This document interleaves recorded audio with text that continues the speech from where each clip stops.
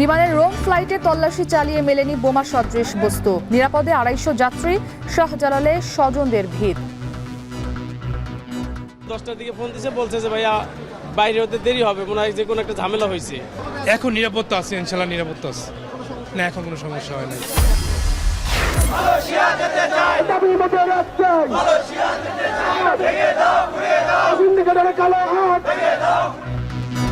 Malaysia যেতে না পারা কর্মীদের বিক্ষোভ, প্রবাসী কল্যাণে স্মারকলিপি। 18,000 কর্মীকে মার্চে পাঠানোর প্রক্রিয়া শুরুর আশ্বাস সচিবের। ইসলামী দলগুলোর জোটের আভাস নিয়ে চিন্তিত নয় বিএনপি। জনগণের কাছে ক্ষমতা ফিরিয়ে দিতে আবারও তাগিদ নেতাদের। এই আলোচনায় আমাদের তেমন কোনো দ্বিমত নাই, আমরা একমতই হয়েছি। এবং নথিপত্র পুড়ে যাওয়ায় অপরাধীদের নতুন তালিকা তৈরি করছে আগস্টে ক্ষতিগ্রস্ত থানাগুলো। রাজধানীতে ছিনতাই বাড়ায় আতঙ্কে নগরবাসী।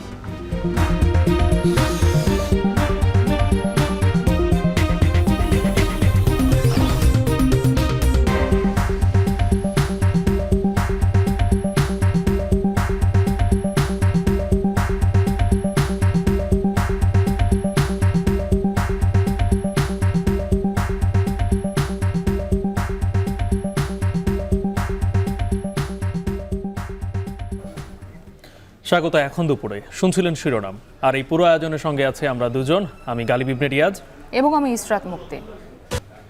রোম থেকে ঢাকাগামী বিমান বাংলাদেশ এয়ারলাইন্সের ফ্লাইটে বোমা সদৃশ কিছু পাওয়া যায়নি। বোমা আতঙ্কে যাত্রীদের সব ব্যাগেজ তল্লাশি করা হয়েছে। কোথাও বিস্ফোরক কিছু না পাওয়ায় যাত্রীদের ব্যাগেজ ফেরত দেওয়া হচ্ছে। এর আগে বোমা হামলার হুমকিতে সকাল 9টা 20 মিনিটে হযরত শাহজালাল বিমানবন্দরে জরুরি অবতরণ করে BG356 নম্বর ফ্লাইটটি। একটি অপরিচিত নম্বর থেকে ঢাকার হযরত শাহজালাল আন্তর্জাতিক বিমানবন্দরে ফোন করে এই হুমকি দেওয়া হয়। এরপর সকাল 10:30টায় বোমা ডিসপোজাল ইউনিট উড়োজাহাজের ভেতরে প্রবেশ করে। বোমা ডিসপোজাল ইউনিট প্লেনের ভেতরে সিট, করিডর, টয়লেট, ক্যাফেতে তল্লাশি চালায়। যাত্রীদের জরুরি ভিত্তিতে নামানো হলেও তাদের হ্যান্ড ব্যাগেজ প্লেনেই রেখে তল্লাশি করা হয়। তবে যাত্রীদের নামিয়ে টার্মিনাল ভবনে রাখা হয়েছে। ফ্লাইটটি মঙ্গলবার স্থানীয় সময় রাত 8টায় রোমের লিওনার্দো দা ভিঞ্চি বিমানবন্দর থেকে রওনা হয়েছিল।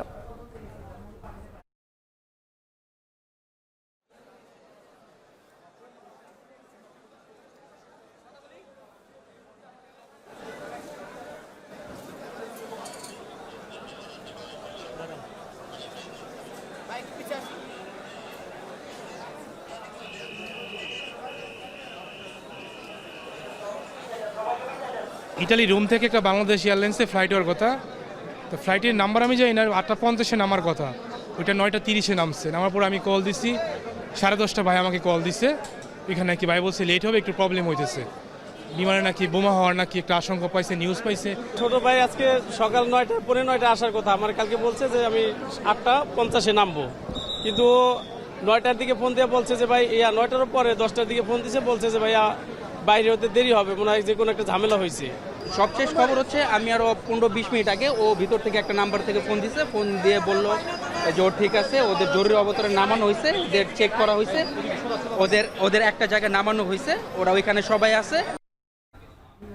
এ বিষয়ে আরও জানাতে শাহজালাল বিমানবন্দর থেকে আমাদের সঙ্গে যুক্ত হয়েছেন নাইম আবির। আবির, একটু জানতে চাই যে উড়োজাহাজটির তল্লাশি শেষে আনুষ্ঠানিকভাবে কিছু জানানো হয়েছে কিনা এবং সব যাত্রীরা তাদের ব্যাগেজগুলো বুঝে পেয়েছেন কিনা? হ্যাঁ মুক্তি, আপনার দ্বিতীয় প্রশ্নের উত্তর দিয়ে শুরু করতে চাই।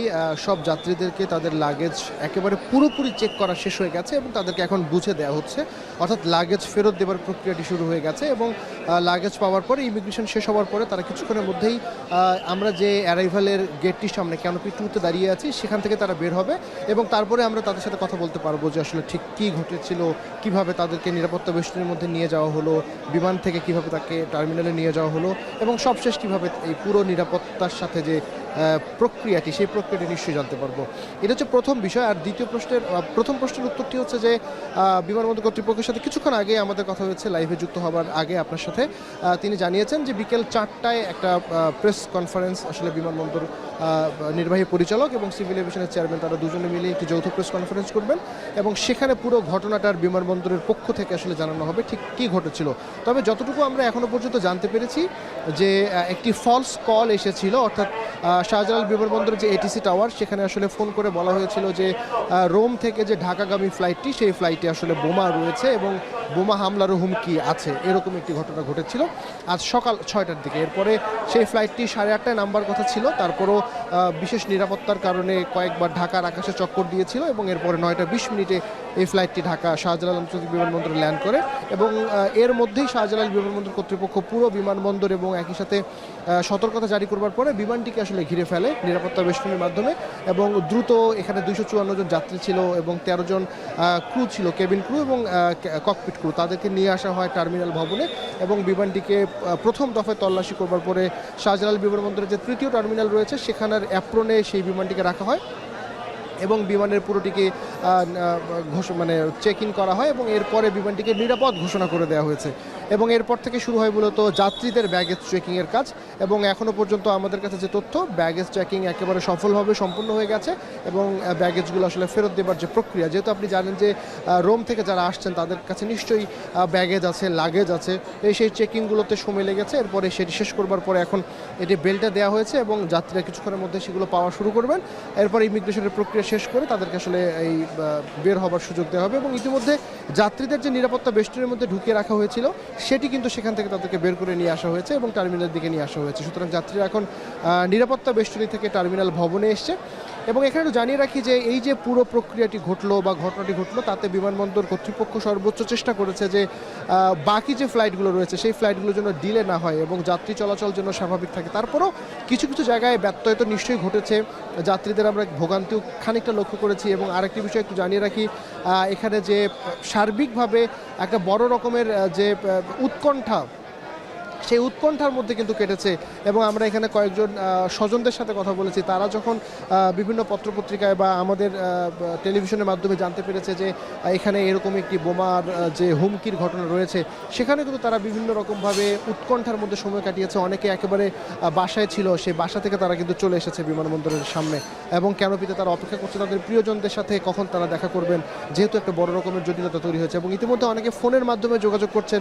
ভেতর থেকে তারা জানিয়েছে তারা একেবারে নিরাপদে আছে, বিমানবন্দর কর্তৃপক্ষ তাদেরকে নিরাপত্তা বেষ্টনীর মাধ্যমে রেখেছে এবং সেখান থেকে তাদেরকে ইতিমধ্যে টার্মিনাল ভবনে নিয়ে আসা হয়েছে। তো মুক্তি এই ছিল আমার কাছে সবশেষ। কিছুক্ষণের মধ্যে অর্থাৎ বিকেল 4টায় ব্রিফিং করা হবে, ব্রিফিংয়ে পুরো চিত্রটি উঠে আসবে, তখন আসলে আরও বিস্তারিত আপনাকে জানাতে পারবো, আপনার মাধ্যমে আমাদের দর্শকদের জানাতে পারবো। তো এই ছিল সবশেষ।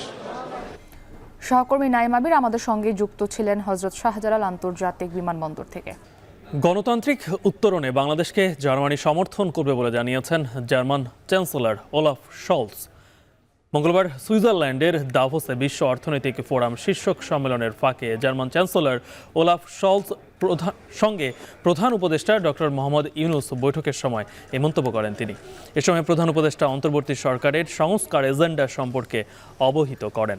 প্রধান উপদেষ্টা বলেন, ঐকমত্য তৈরি হওয়ার পর রাজনৈতিক দলগুলো জুলাই মাসের একটি সনদে স্বাক্ষর করবে, যা জুলাই এবং আগস্ট মাসে ছাত্র নেতৃত্বাধীন বিদ্রোহের গণতান্ত্রিক চেতনাকে সমুন্নত রাখবে। এ সময় দুই নেতা জুলাই মাসের বিদ্রোহের কারণ, প্রতিবেশীদের সাথে বাংলাদেশের সম্পর্ক, রোহিঙ্গা সংকট এবং মায়ানমারের নিরাপত্তা পরিস্থিতি সহ বিভিন্ন বিষয় নিয়ে কথা বলেন।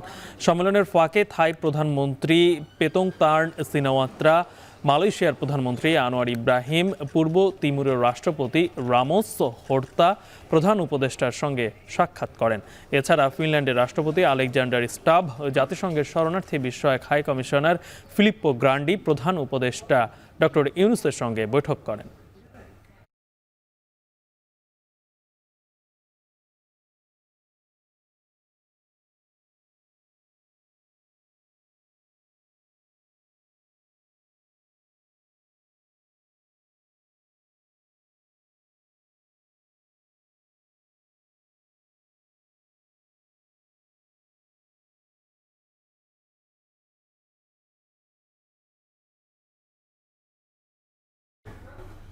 গঠনতন্ত্র পরিবর্তনের কারণে জুলাই শহীদ স্মৃতি ফাউন্ডেশনের সাধারণ সম্পাদকের পদ ছাড়লেন সার্জিস আলম। এখন থেকে ফাউন্ডেশনের সাধারণ সম্পাদক নামে কোনো পদ থাকবে না। সামাজিক যোগাযোগ মাধ্যমে দেয়া স্ট্যাটাসে এই তথ্য জানান তিনি। ফেসবুক পোস্টে সার্জিস লিখেছেন, ফাউন্ডেশনের গতি ত্বরান্বিত করতে এর গঠনতন্ত্র, কাঠামো ও কাজের প্রক্রিয়াতে পরিবর্তন আনা হয়েছে। এখন থেকে এক্সিকিউটিভ কমিটি পুরো অফিসের সার্বিক বিষয় পরিচালনার দায়িত্ব পালন করবে। চিফ এক্সিকিউটিভ অফিসের প্রধান হিসেবে দায়িত্ব পালন করবেন। মীর মাহবুবুর রহমান স্নিগ্ধ বর্তমানে প্রধান নির্বাহী হিসেবে দায়িত্ব পালন করছেন। গভর্নিং বডি ফাউন্ডেশনের নীতি নির্ধারণী কাজ করবে, যেখানে অন্তর্বর্তী সরকারের প্রধান উপদেষ্টা সহ 4 জন উপদেষ্টা রয়েছেন। এই ফাউন্ডেশন প্রথম আর্থিক সহযোগিতা শুরু করে 1 অক্টোবর। অফিস চালু হয় 15 অক্টোবর থেকে। 31 ডিসেম্বর পর্যন্ত প্রায় 2 মাস 10 দিন দায়িত্ব পালন করেছেন বলেও জানান সার্জিস।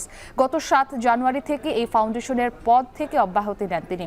এর মধ্যে 826 জন শহীদ পরিবারের মধ্যে 628 জনকে আর্থিক সহযোগিতা করা হয়েছে। পাশাপাশি প্রায় 11,000 ভেরিফাইড আহতের মধ্যে প্রায় 2,000 আহতকে আর্থিক সহযোগিতা করা হয়।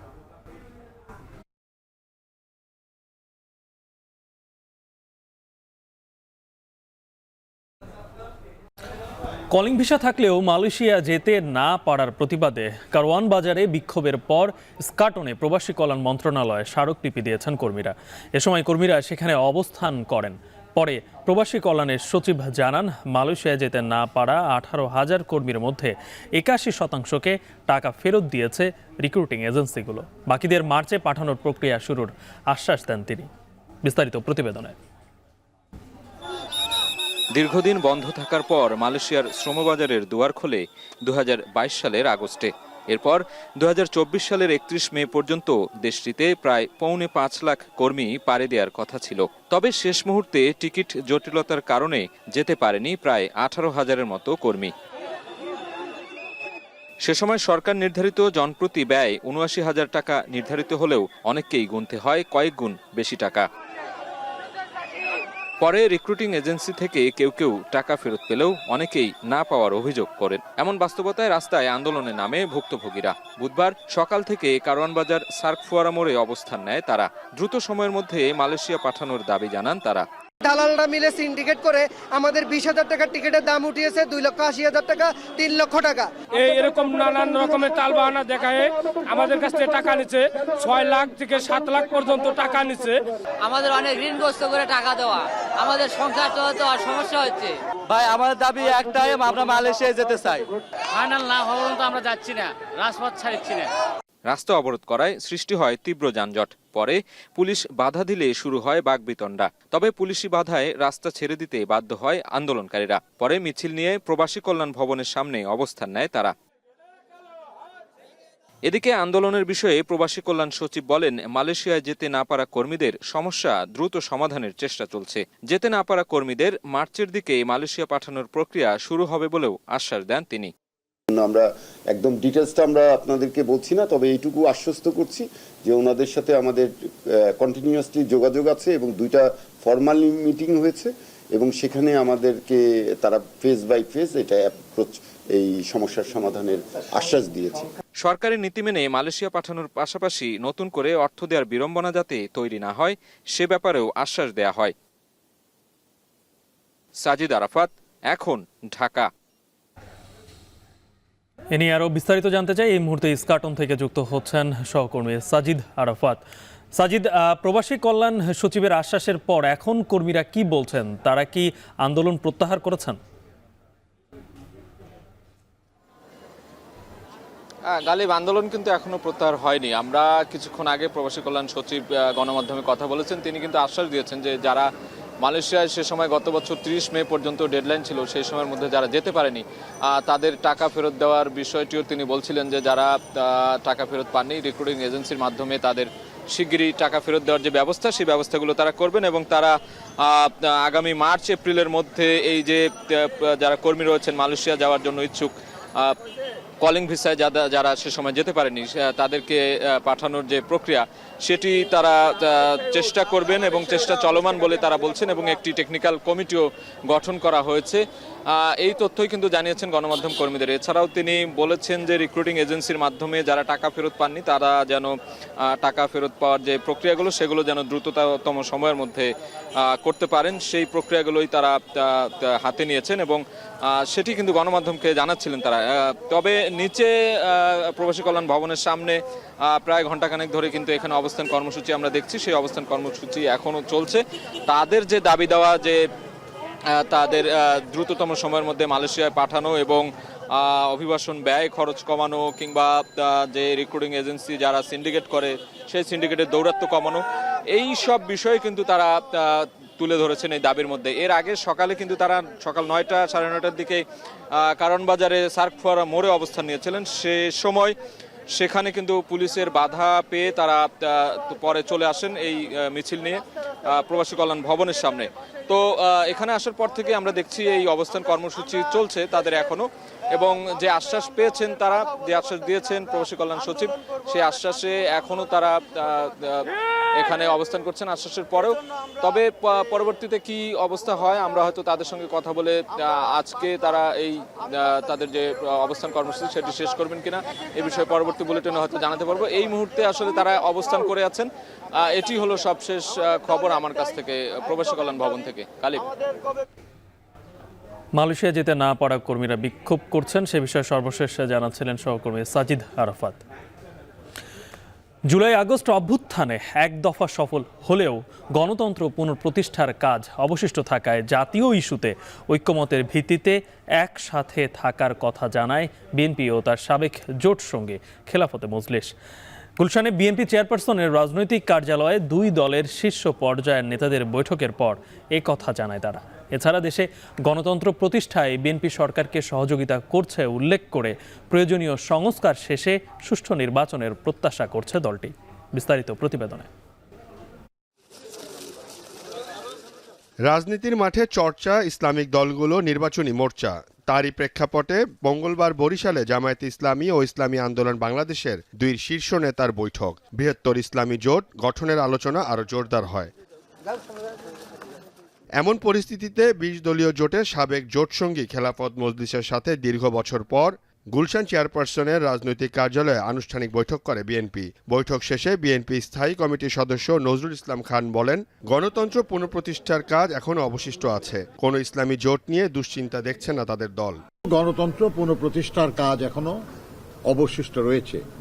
দেশে বিদ্যমান আর্থসামাজিক রাজনৈতিক পরিস্থিতি, মানুষের আকাঙ্ক্ষা এবং তা পূরণের লক্ষ্যে আমাদের কি করণীয় এ সম্পর্কে আমরা আলোচনা করেছি। আমরা একসাথে একমত হয়েই আন্দোলন করেছি বহু বছর ধরে। কাজেই এখনো আজকে যে আলোচনা করেছি আমরা, এই আলোচনায় আমাদের তেমন কোনো দ্বিমত নাই, আমরা একমতই হয়েছি। এ সময় খেলাফত মজলিসের মহাসচিব ডক্টর আহমদ আব্দুল কাদের বলেন, জাতীয় ঐক্য সুসংহত করতে আন্তঃদলীয় সংলাপ অব্যাহত থাকবে। সংস্কার শেষে দ্রুত সময় নির্বাচন অনুষ্ঠানে বিএনপির সাথে ঐক্যমত্য আছে তাদের। জাতীয় ঐক্য সুসংহত করার জন্য আন্তঃদলীয় সংলাপকে অব্যাহত রাখা, দ্রুত সময়ের মধ্যে প্রয়োজনীয় সংস্কার সম্পন্ন করে 2025-এর মধ্যে জাতীয় নির্বাচন ব্যবস্থা করা, প্রত্যেক স্বৈরাচার ফেসিবাদ যাতে মাথাচাড়া দিয়ে না উঠতে পারে সেজন্য জাতীয় ঐক্য অটুট রাখতে হবে। 5 আগস্ট যে ঐক্যটা হয়েছিল এটা অটুট রাখা, কারণ ইতিমধ্যে কিছু ভিন্নচিত্ত আমি দেখতে পাচ্ছি। এই জন্য আমরা স্তমান হচ্ছে বিভিন্ন ঐক্য, তাদের স্বার্থে আজকে ঐক্য করা জরুরি বিষয়। এর আগে সকালে রাজধানীর চন্দ্রিমা উদ্যানে বিএনপির প্রতিষ্ঠাতা সাবেক রাষ্ট্রপতি জিয়াউর রহমানের সমাধিতে শ্রদ্ধা নিবেদন শেষে স্থায়ী কমিটির আরেক সদস্য ডক্টর মঈন খান বলেন, দেশে গণতন্ত্র প্রতিষ্ঠায় সরকারকে সহযোগিতা করছে বিএনপি। প্রয়োজনীয় সংস্কার শেষে সুষ্ঠু নির্বাচনের প্রত্যাশা তার। আমরা বিএনপি সর্বতভাবে এই সরকারকে সহযোগিতা করে যাচ্ছি, তারা যেন তাদের এই গুরুদায়িত্ব সঠিকভাবে পালন করতে পারে এবং সেই গুরুদায়িত্ব পালন করে যে প্রয়োজনীয় অত্যাবশ্যকীয় যে সংস্কারগুলো রয়েছে সেই সংস্কারগুলো সম্পন্ন করে যত দ্রুত সম্ভব তারা জনগণের হাতে জনগণের ক্ষমতা ফিরিয়ে দিবে, এই প্রত্যাশা হচ্ছে আজকে বাংলাদেশের 18 কোটি মানুষের। আওয়ামী লীগের গুম খুনের বিচার, দ্রব্যমূল্য নিয়ন্ত্রণ, আইন শৃঙ্খলার উন্নয়ন সহ স্বৈরাচার যাতে পুনরায় মাথাচাড়া দিতে না পারে সে বিষয়ে ঐক্যবদ্ধ থাকার কথা জানায় নেতারা। সিউল আহমেদ, এখন, ঢাকা। বিএনপি চেয়ারপারসন বেগম খালেদা জিয়ার পরবর্তী চিকিৎসা নিয়ে লন্ডন ক্লিনিক ও জন হপকিন্স মেডিকেলের চিকিৎসক বোর্ডের মধ্যে আলোচনা হচ্ছে বলে জানিয়েছেন তার ব্যক্তিগত চিকিৎসক ডাক্তার AJM জাহিদ। লন্ডনে খালেদা জিয়ার শারীরিক অবস্থা বিবেচনায় পরবর্তী চিকিৎসা কিভাবে হবে তা নিয়েও চিকিৎসকদের বোর্ড সভায় আলোচনা হচ্ছে বলেও জানান তিনি। গণমাধ্যমের কাছে বিএনপি চেয়ারপারসনের ব্যক্তিগত চিকিৎসক অধ্যাপক ডাক্তার AJM জাহিদ হোসেন এ কথা জানান। তিনি বলেন, গত 8 জানুয়ারি থেকে বেগম জিয়া লন্ডন ক্লিনিকে ভর্তি আছেন। উনার সর্বশেষ যে রিপোর্টগুলো তার প্রফেসর জন প্যাট্রিক কেনেডির নেতৃত্বাধীন মেডিকেল বোর্ড পর্যালোচনা করেছে এবং পরবর্তীতে আরও কিছু পরীক্ষা নিরীক্ষার জন্য সিদ্ধান্ত হয়েছে। আগামী 2-1 দিনের মধ্যে লন্ডনের আরও 2 জন চিকিৎসক উনাকে দেখবেন। তার চিকিৎসার জন্য যুক্তরাষ্ট্রের জন হপকিন্স হসপিটালের মেডিকেল টিমের সদস্যরা লন্ডনের মেডিকেল বোর্ডের সভায় অংশগ্রহণ করেছিলেন। তারা এক ছাদের নিচে চিকিৎসা করাতে ওয়ান স্টপ সার্ভিসের কাজ করবেন বলেও জানান তিনি। আরও 2 জন বিশেষজ্ঞ চিকিৎসক ওনাকে আগামী 2-1 দিনের মধ্যে ইনশাল্লাহ দেখবেন। পরবর্তীতে ওনার চিকিৎসার ব্যাপারে আমাদের যে পদ্ধতি, অর্থাৎ উনি তো এখন ঔষধ দিয়ে চিকিৎসা চলছে লিভারের জন্য, কিডনির জন্য, হার্টের জন্য, ডায়াবেটিস, প্রেশার, রিউমেটয়েড আর্থ্রাইটিস প্রত্যেকটির জন্য। এর বাইরেও আরও যদি কোনো চিকিৎসা করা যায় সেজন্যই আমরা জন হপকিন্সের মেডিকেল টিমের সদস্যরাও এখানে অংশগ্রহণ করেছিল, যাতে আমরা এটাকে একটা আপনার এক ছাদের নিচে চিকিৎসা যেটা বলে ওয়ান আমব্রেলা নিচে ওয়ান স্টপ সার্ভিসের মতো সেটা করার ব্যাপারে ওনারা উদ্যোগ গ্রহণ করেছেন।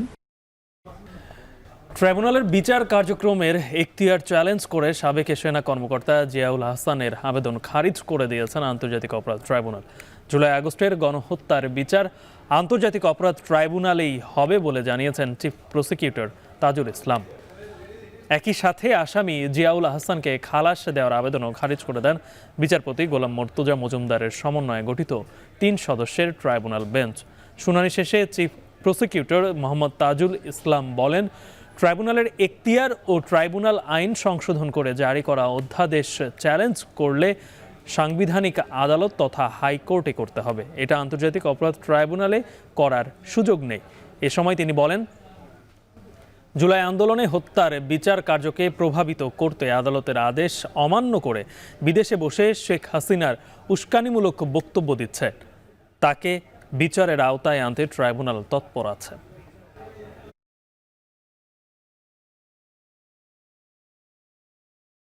যে আইন দ্বারা এই ট্রাইব্যুনালটা প্রতিষ্ঠিত, অর্থাৎ 1973 সালের ক্রাইমস ট্রাইব্যুনাল অ্যাক্ট, সেই আইনের বৈধতা বা সেই আইনের কোনো সংশোধনের বৈধতা চ্যালেঞ্জ করার জায়গায় এই ট্রাইব্যুনাল নয়। কোনো আইন যদি সংবিধানের সাথে অসামঞ্জস্যপূর্ণ হয় বা চ্যালেঞ্জ করার প্রশ্ন আসে, তাহলে অবশ্যই তাকে সাংবিধানিক আদালতে যেতে হবে। তারা না করে এই কোর্টে বিচারিক আদালতে এসেছেন, এটা মিসকনসিপ্ট। পিটিশনে চ্যালেঞ্জ করেছেন ট্রাইব্যুনালের ক্ষমতা, আবার প্রেয়ারের মধ্যে গিয়ে লিখছেন আমাকে যেন ডিসচার্জ করা হয়। তো একদিকে তারা বলছেন যে আপনার কোনো ক্ষমতা নাই, আবার শেষে যেয়ে বলছেন আমাকে রিলিজ করে দাও। তো যার ক্ষমতা নাই সে কীভাবে রিলিজ করবে?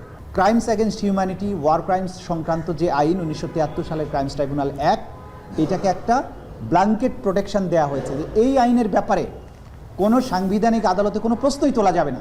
মৌলিক অধিকার দাবি করে হাইকোর্ট ডিভিশনে বা সাংবিধানিক আদালতে কোনো পিটিশনই করতে পারে না। তো যেখানে হাইকোর্টে আপনি গিয়ে আইন চ্যালেঞ্জ করার ক্ষমতা নাই, মৌলিক অধিকার দাবি করার প্রশ্ন নাই, সে বিচারিক আদালতে এসে একটা অদ্ভুত যুক্তি তুলে বলছে যে এই আইনটা বৈধ না, সুতরাং এখানে আমার বিচার হতে পারে না। আমরা বলেছি এটার অর্থ হচ্ছে যে বাপের কাছে গিয়ে বাপের বৈধতা চ্যালেঞ্জ করা যায়, তোমার বিয়ে আমার মায়ের সাথে সঠিকভাবে হয়েছিল কিনা। বৈষম্য বিরোধী ছাত্র আন্দোলনের উত্তরা পূর্ব থানার হত্যা মামলায় সাবেক মেয়র আতিকুল ইসলামের 3 দিনের রিমান্ড মঞ্জুর করেছেন আদালত। এছাড়া মোহাম্মদপুর থানায় হত্যা চেষ্টা মামলায় জুনেদ আহমেদ পলক, সাদেক খান ও সলিমুল্লাহ সলু 2 দিন করে রিমান্ডে। এছাড়া হাজারীবাগ, ধানমন্ডি ও মিরপুর মডেল থানার একাধিক মামলায় গ্রেপ্তার দেখানো হয়েছে সাবেক এমপি কামাল আহমেদ মজুমদার, সাবেক আইজিপি চৌধুরী আবদুল্লাহ আল মামুন, ডিএমপির সাবেক ডিসি মশিউর রহমান ও জুয়েল রানাকে। সকালে তাদের ঢাকার চিফ মেট্রোপলিটন ম্যাজিস্ট্রেট ম্যাজিস্ট্রেট আদালতে হাজির করে রিমান্ড ও গ্রেফতারের আবেদন করেন মামলার তদন্তকারী কর্মকর্তারা। পরে রাষ্ট্রপক্ষ ও আসামি পক্ষের আইনজীবীদের শুনানি শেষে এই আদেশ দিয়েছেন আদালত। যারা বিভিন্ন সময় বৈঠক করে ষড়যন্ত্র করেছে গুলি করার জন্য, এরা তো প্রত্যেকটি হত্যা মামলার সঙ্গে তারা জড়িত হবে, কারণ তারা প্রত্যেকটি হত্যা মামলার সঙ্গে তারা জড়িত হবে। এই জন্য তারা গণভবনে বসে বিভিন্ন জায়গায় বসে তারা এই হত্যা প্রসেসের সঙ্গে জড়িত ছিল এবং কনস্পিরেসিতে জড়িত ছিল এবং তারা ষড়যন্ত্রে জড়িত ছিল। অতএব এই মামলা তারা কেউ রেহাই পাবে না। যেহেতু আমার আসামিকে ইতিপূর্বে একাধিকবার রিমান্ডে নেওয়া হয়েছে এবং কোনো ধরনের তথ্যপত্র সংগ্রহ করা সম্ভব হয়নি, সেক্ষেত্রে আমরা বিজ্ঞান আদালতকে বলেছি যে তাকে রিমান্ড বাতিলপূর্বক যাতে জামিন দেওয়া হয়, এবং আমরা এটাও বলেছি যদি আসলেই প্রয়োজন হয় সেই ক্ষেত্রে জেল গেটে জিজ্ঞাসাবাদের যাতে ব্যবস্থা করা হয়। জয়পুরহাটের ৫ বিবি উপজেলার পূর্ব উচনা সীমান্তে আন্তর্জাতিক আইন লঙ্ঘন করে কাটা তারের বেড়া নির্মাণ করেছে বিএসএফ। পতাকা বৈঠকের মাধ্যমে বেড়া সরিয়ে নেয়ার কথা থাকলেও তা না করায় উত্তেজনা বিরাজ করছে। এ নিয়ে আরও বিস্তারিত জানাতে ঘটনাস্থল থেকে যুক্ত হচ্ছেন মাজেদুর রহমান। মাজেদ, কাটাতারের বেড়া নির্মাণ নিয়ে কি বলছে বিজিবি আর সীমান্তের পরিস্থিতি বর্তমানে কেমন দেখছেন?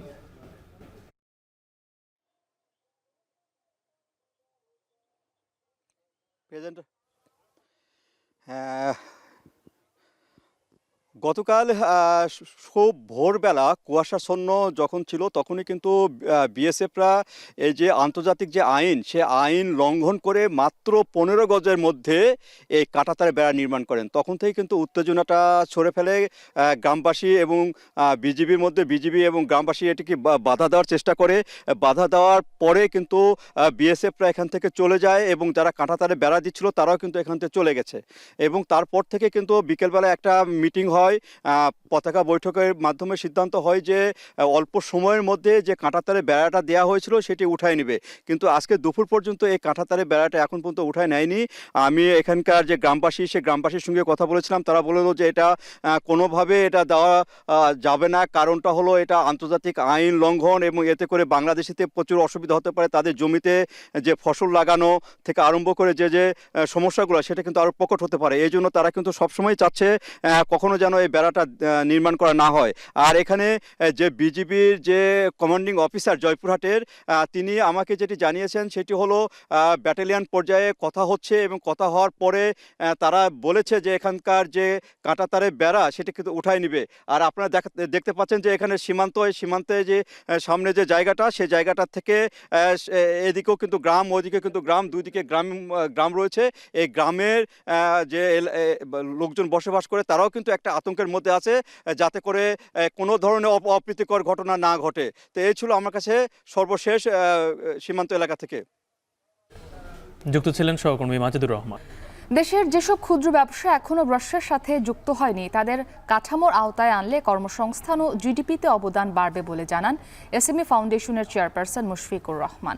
ইকোনমিক রিপোর্টার্স ফোরাম আয়োজিত এসএমই খাত নিয়ে কর্মশালায় তিনি একথা বলেন। এ সময় বড় কোম্পানিগুলো ছোট ও মাঝারি প্রতিষ্ঠানের ব্যবসা নিয়ে নেয় বলে জানান আলোচকরা। ফলে আগামীতে নীতিমালার মাধ্যমে এসএমই প্রতিষ্ঠানগুলোকে সুরক্ষা দেওয়ার কথা বলা হয়। সেই সাথে ক্ষুদ্র প্রতিষ্ঠানগুলোর জন্য যে ঋণ বিতরণ করা হচ্ছে সেগুলো আসলে কারা পাচ্ছে সে বিষয়ে সঠিক তথ্য উঠে আসা প্রয়োজন বলেও মনে করেন তারা, কারণ ঋণ যথাযথ প্রতিষ্ঠান পাওয়া নিয়ে শঙ্কা রয়েছে।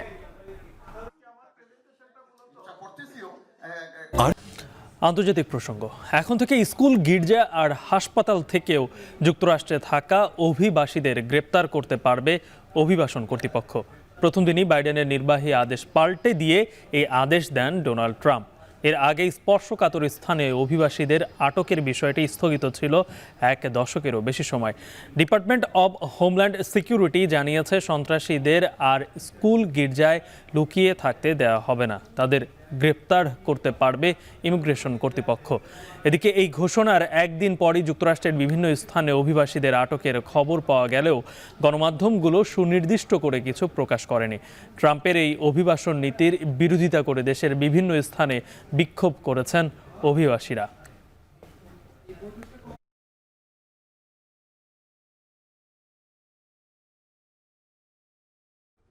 এই ছিল এখন দুপুরের আয়োজনে। শেষ করার আগে শিরোনামগুলো আরেকবার। বিমানের রোম ফ্লাইটে তল্লাশি চালিয়ে মেলেনি বোমা সদৃশ বস্তু, নিরাপদে 250 যাত্রী, শাহজালালের স্বজনদের ভিড়। 10টার দিকে ফোন দিছে, বলছে যে ভাইয়া বাইরে হতে দেরি হবে, মনে হয় যে কোনো একটা ঝামেলা হয়েছে। এখন নিরাপত্তা আছে, ইনশাল্লাহ নিরাপত্তা আছে, না এখন কোনো সমস্যা হয় না।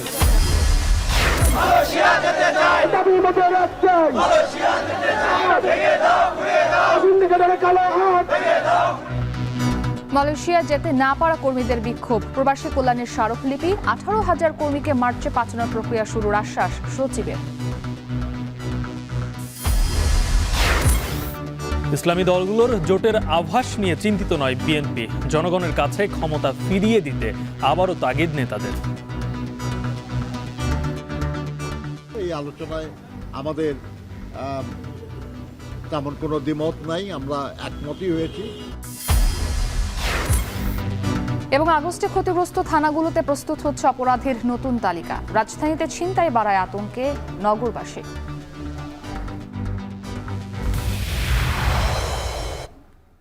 এই ছিল এখন দুপুর। এখন টেলিভিশন ওয়েবসাইটে দেখতে ভিজিট করুন এখন.tv। ফেসবুকে চোখ রাখুন facebook.com/tv.এখন, আর ইউটিউবে লাইভ দেখতে ভিজিট করুন youtube.com/c/এখন.tv।